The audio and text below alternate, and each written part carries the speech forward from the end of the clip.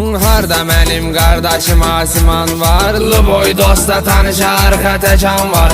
O da kişiliğinə qazanıb hörmətin, yaxşılarla qurubdur ünsiyyətin. Səncə 300 Mercedes-də sürürsən, öz adınla zirvəyə yüksəlirsən. 20 ab 660'dı nömrən, nömrə ləzzət eləyir hər kəsə şəxsən. Dostlar üçün Asiman dəyərlisən, qardaşımızsan, yəni şəmkirlisən. Tovuzda yaşayırsan, orada ünvanın, Canqa qaşım sağ olsun hər ancanın.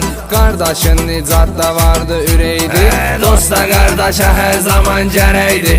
Ətrafın var hər zaman hörmətlidir, qızıldan dəyərlidir, qiymətlidir. Dostlarında vardı dəyər canlara, canımda qurban belə oğlanlara. Nail də dostumdu, ürək parandı, elə o da dosta qardaşına təkandı.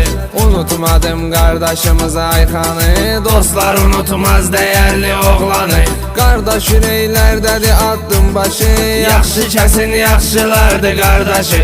Yəni belə hörmətli dostlarımız var, igid ləyaqətli dostlarımız var. Dostun hər biri əla hörmətdə.